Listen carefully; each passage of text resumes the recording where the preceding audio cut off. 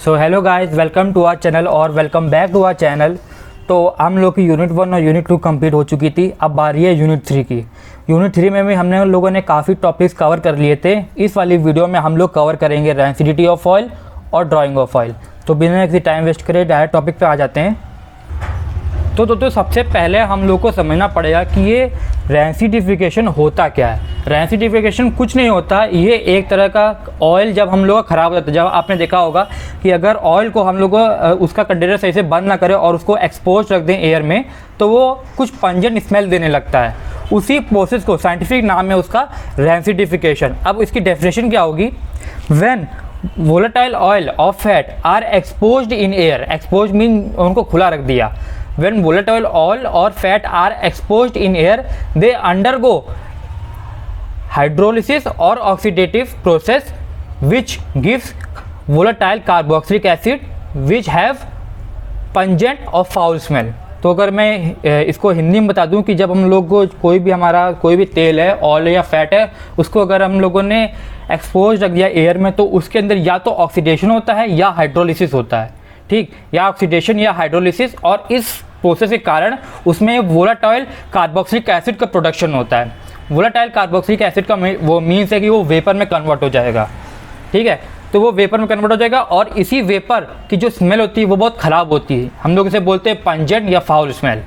ठीक है, तो ये हो गया आपका रेंसिडिफिकेशन। हिंदी में अगर साफ साफ बोले तो तेल का ख़राब होना होता है। अब देखिए, रेंसिडिफिकेशन के दो टाइप्स है। मैंने आपको बताया था, या तो वो ऑयल ऑक्सीडेशन जाता है या हाइड्रोलिसिस जाता है। तो जो ऑक्सीडेशन जाता है उसे कहते हैं ऑक्सीडेटिव रेंसिडिफिकेशन, जो हाइड्रोलिसिस जाता है उसे कहते हैं हाइड्रोलिटिक रेंसिडिफिकेशन। ठीक है, तो गाइस सबसे पहले पढ़ लेते हैं ऑक्सीडेटिव रेंसिडिफिकेशन के बारे में।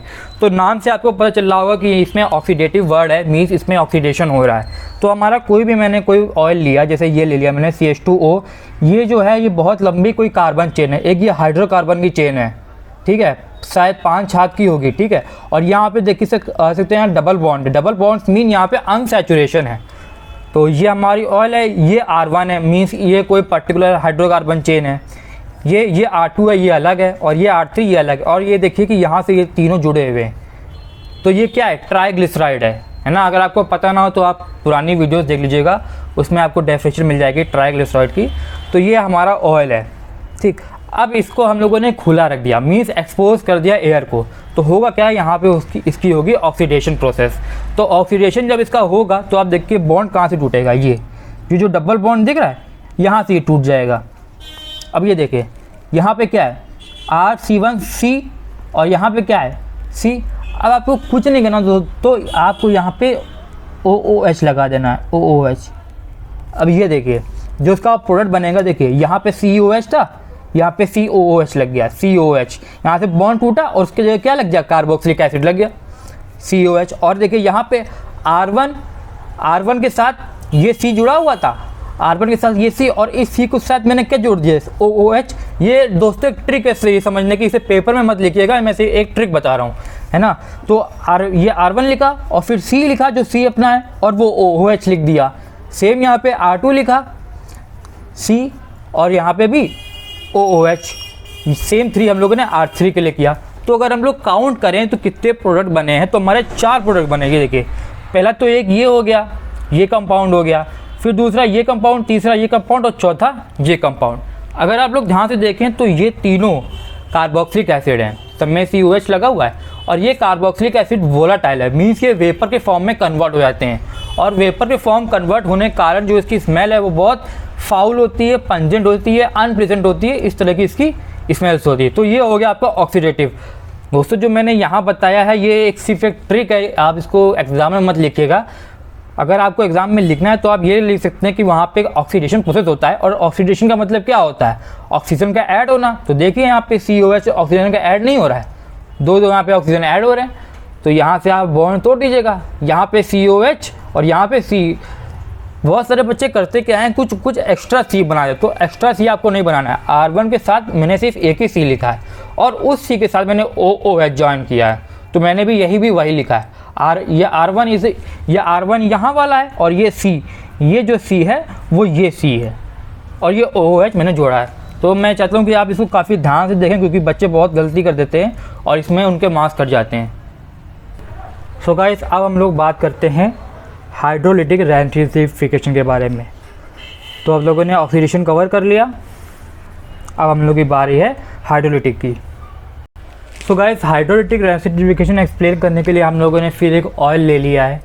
ये भी एक ट्राइग्लिसराइड है, लेकिन आप देख सकते हैं कि यहाँ तो सब सेम है, CH2OCO, लेकिन यहाँ पे जो हाइड्रोकार्बन की चेन है वो सब में डिफरेंट है। या देखिए, यहाँ पे 3 है, यहाँ पे 5 है, यहाँ पे 7 है। तो इन तीनों के चेन को मैंने जानबूझ के अलग लिया है, क्योंकि आपको इससे एक्सप्लेन करना ज़्यादा ईजी होगा। तो जब इसका हाइड्रोलिसिस होता है, मीन्स इसमें वाटर का एडिशन होता है, तो आप लोग ध्यान से देखिए क्या होता है। तो बॉन्ड जो ब्रेक होता है वो यहाँ से होता है, यहाँ से ये वाला बॉन्ड ब्रेक हो जाएगा। और यहाँ देखिए क्या हुआ, ये CH2CH2CH है। हाइड्रोलिसिस में क्या होता है, OH का एडिशन होता है, तो आप यहाँ पे सब में OH लगा दीजिए। ये OH CH2 में, CH2 के साथ OH, ये नीचे इसके साथ बॉन्ड था CH, यहाँ भी OH के साथ, और नीचे वाला भी OH। तो ये तो हमारा हो गया ग्लिसरॉल, ये हमारा ग्लिसरॉल है, वो तो आपको पता है। तो अब बॉन्ड कैसे ब्रेक हुआ, यहाँ पे से पहले आपको समझ में आ गया होगा, यहाँ ब्रेक हो गया। अब ये देखिए, CH3 CH2 CH2 bond H add होगा, इधर H, यहाँ पे OH ऐड हुआ था, इस जगह पे OH ऐड हुआ था, और इस वाले पोर्शन में जो बड़ा वाला पोर्शन है उसमें H ऐड होगा, उसमें H, तभी तो इसको हाइड्रोलिसिस कह रहे हैं। पहले तो OH ऐड हुआ, फिर H ऐड हुआ, H2O बन गया। इन दोनों को मिलाओ तो मैं H2O तो बन जाएगा, तो इसीलिए कहते हैं इसको हाइड्रोलिसिस। तो ये वाले जो कार्बन चेन है, ये वाली, यहाँ पे हमारा H जुड़ेगा, खाली H जुड़ेगा। ये देखिए, COO, ये O था, ये H मैंने जोड़ दिया है, और ये इसके बाद पूरी इसकी लाइन CH2 CH2 CH3। यही काम इस वाले में भी होगा, आप इसको पूरा लिखिए, CH2 4 CH3। अभी देखिए, मैंने यहाँ तक इसका लिख दिया, यहाँ तक मैंने इसका लिख दिया। क्या बोला था अभी हमने, H ऐड हो जाएगा, तो यहाँ पे H ऐड कर दीजिए, बस इतना सिंपल है। सेम यहाँ भी होगा, आप इसको पूरा लिखिए। अब देखिए कितने कार्बन है, 1 और 6 7 और ये 8। तो आप इसको भी चेक कर सकते हैं कि यहाँ पे 8 ही कार्बन होने चाहिए। तो यहाँ पे खाली आप H लगा दीजिए, तो क्या होगा, CO, ये O लिखा हुआ था, ये O ऊपर लिखा हुआ था, मैंने बस यहाँ पे H ऐड कर दिया, और फिर जो पूरी हाइड्रोकार्बन की चेन है वो सेम टू सेम कॉपी हो जाएगी। कोई भी किसी भी कार्बन में कोई एडिशन या सब्ट्रैक्शन नहीं होगा, कार्बन चेन जितनी है आपको उतनी ही लिखनी होगी, ठीक है। तो इसीलिए मैंने तीनों को अलग अलग लिया था। अगर हम तीनों को सेम ले लेते तो हम आपको बस तीनों की प्रोडक्ट बता देते, लेकिन क्योंकि आप तीनों के अलग अलग है तो आपको समझने में आसान होगा। और अगर एग्ज़ाम में भी आपको अलग अलग ही आ सकते हैं, बहुत कम चांस है कि आपको सेम मिले। लेकिन अगर आपको एक्सप्लेन करना पड़े तो आप प्लीज़ इन तीनों जो हाइड्रोकार्बन की चेन है उनको अलग से लीजिएगा। ताकि अब यहाँ पे भी कितने प्रोडक्ट बने, हमें 4 प्रोडक्ट बने। एक तो हमारा ये ग्लिसरॉल हो गया, फिर ठीक है, और फिर एक ये प्रोडक्ट, फिर एक ये प्रोडक्ट, और एक 4 प्रोडक्ट हो गए हम लोग के, ठीक है। तो इसी को कहते हैं हाइड्रोलिटिक रेसिडिफिकेशन। सो गाइस, थोड़ा थ्योरी भी पढ़ लेते हैं। तो जो हाइड्रोलिटिक रेसिडिफिकेशन होता है, इसको इन्हेंस भी करते हैं कुछ माइक्रो ऑर्गेनिजम्स। और उन माइक्रो, तो क्या होता है, जब हम लोग का कोई माइक्रो ऑर्गेनिज्म तेल में बैठ गया है, अब वो हाइड्रोलिटिक रेसिडिफिकेशन को और इन्हेंस करेगा। मीन्स अब तेल और जल्दी ख़राब होगा। और तेल क्यों जल्दी ख़राब होगा, क्योंकि माइक्रो ऑर्गेनिज्म एक एंजाइम रिलीज़ करते हैं जिसका नाम है लैक्सेस। इस एंजाइम के कारण जो हाइड्रोलिटिक प्रोसेस है वो तेज़ होने लगता है। तो अब आपको जो तेल है वो और जल्दी ख़राब होगा, ठीक है। अब सेकंड टॉपिक है हम लोगों का ड्राइंग ऑफ ऑयल। तो मैंने आपको बताया था कि अनसैचुरेटेड फैट और ऑयल में क्या डिफरेंस होता है। दोस्तों बता दूं, तो दोस्तों बात कर लेते हैं कि फ़ैट और ऑयल में क्या डिफरेंस होता है। ये सबसे पहले वीडियो में मैं बता चुका हूँ, लेकिन फिर से एक बार बता देता हूँ। फ़ैट जो होते हैं वो सॉलिड होते हैं, ऑयल जो होते हैं वो लिक्विड होते हैं। 3 डिफरेंस मैंने बताए थे, जिसमें से पहला डिफरेंस है ये कि फ़ैट होते हैं सॉलिड और ऑयल होते हैं लिक्विड। थोड़ा और देखते हैं। जो फ़ैट होता है वो सैचुरेटेड होता है, मीन्स उसमें खाली सिंगल बॉन्ड ही आपको मिलेगा। लेकिन ऑयल जो होता है वहाँ पे आपको डबल बॉन्ड और ट्रिपल बॉन्ड देखने को मिलेगा, ठीक, तो ये हो गया ऑयल और फैट के बीच का डिफरेंस। ये इस तरह से मैंने बता दिया है कि अनसैचुरेशन और सैचुरेशन में। अब देखिए होता क्या है, जब कोई हमारा, तो दोस्तों आप सिंपल इसको समझ सकते हैं कि फ़ैट है ये और ये ऑयल है। ऑयल है अपना लिक्विड में और फैट है अपना सॉलिड में। अब देखिए क्या होगा, इसमें है, ये है सैचुरेटेड, मीन्स यहाँ पे सिर्फ सिंगल बॉन्ड प्रेजेंट है, सिर्फ सिंगल बॉन्ड प्रेजेंट। और यहाँ पे क्या है, ऑयल है, यहाँ पे डबल बॉन्ड और ट्रिपल बॉन्ड भी प्रेजेंट है। अब देखिए क्या होगा, अगर हमें किसी फैट को ऑयल में कन्वर्ट करना है, अगर हमें किसी फैट को ऑयल में कन्वर्ट करना है तो हम लोग क्या करें, सिंपल ये जो यहाँ पे जो इसका सिंगल बॉन्ड है इसको डबल बॉन्ड या ट्रिपल बॉन्ड में चेंज कर दें, है ना। तो यही करेंगे, अगर हमें किसी फैट को ऑयल में कन्वर्ट करना है तो उसका सिंगल बॉन्ड लेके डबल बॉन्ड में कन्वर्ट कर दें, बस सिंपल है ना। अब आप देखिए हार्ड कौन सी चीज़ होती है, जो सॉलिड होती है वो हार्ड होती है, ऑयल जो होती है वो लिक्विड वो सॉफ्ट होती है। तो अगर मुझे ऑयल को फैट में कन्वर्ट करना है, ये देखिए ऑयल को अगर मैं फैट में कन्वर्ट करूँगा तो उधर क्या होगा, मुझे डबल बॉन्ड को हटा के, डबल बॉन्ड ट्रिपल बॉन्ड को हटा के वहाँ पे सिंगल बॉन्ड लाना पड़ेगा। तो ये हो गई आपकी ऑयल और फैट में कन्वर्जन। ये मुझे लगता है कि ये पेपर में पूछा जा सकता है, तो आपको इस चीज़ को जानना ज़रूरी था। तो गाइस अपना थर्ड टॉपिक आ जाते हैं, वो है ड्राइंग ऑफ ऑयल। तो आप पढ़ सकते हैं, when highly unsaturated, unsaturated means double bond या triple bond, are exposed, expose का मतलब खुला रख दिया, है ना, expose to air, they undergo an alternative form of oxidation.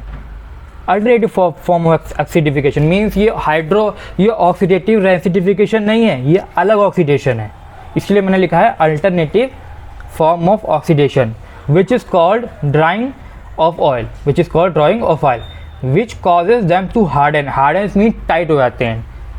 Hard का समझ सकते हैं ना कि पहले वो ऑयल सॉफ्ट थे, अब ये जो ऑयल है वो हार्ड हो गया, है ना। This process involve attack of H2 at allylic position. आपको एलाइलिक पोजीशन पता ही होगी कि जहाँ पे हमारा ऑयल है जो उसमें एलाइलिक कार्बन है ना, जो उसमें एलाइलिक कार्बन है वहाँ पे H2 वहाँ पे जाके अटैक करता है ना, वहाँ पे जाके अटैक करता है। तो अब वो जब H2 उसमें अटैक कर जाता है तो उसकी केमिकल प्रॉपर्टीज़ चेंज हो जाती है ना, तो उसी को कहते हैं ड्राइंग ऑफ ऑयल। तो अगर मैं हिंदी में बताऊँ तो कुछ भी नहीं है, जब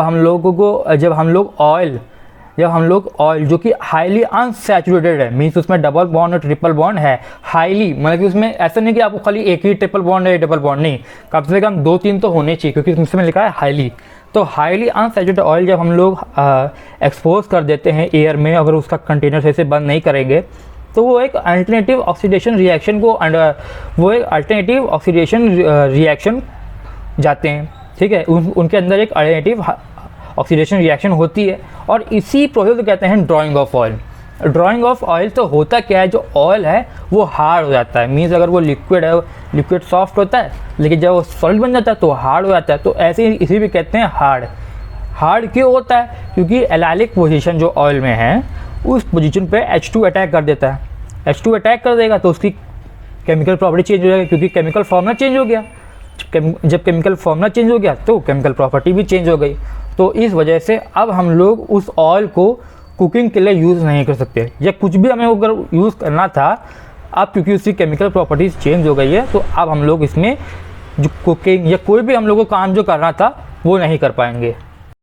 तो गाइस ये था हम लोगों का रेसिडिफिकेशन, रेसिडिटी ऑफ ऑयल और ड्राइंग ऑफ ऑयल। अगर आई होप आपको ये दोनों टॉपिक से समझ में आए होंगे, और अगर आपको कुछ समझ में ना आया हो तो प्लीज़ उसे कमेंट सेक्शन में लिख के भेज दीजिएगा। Thank you.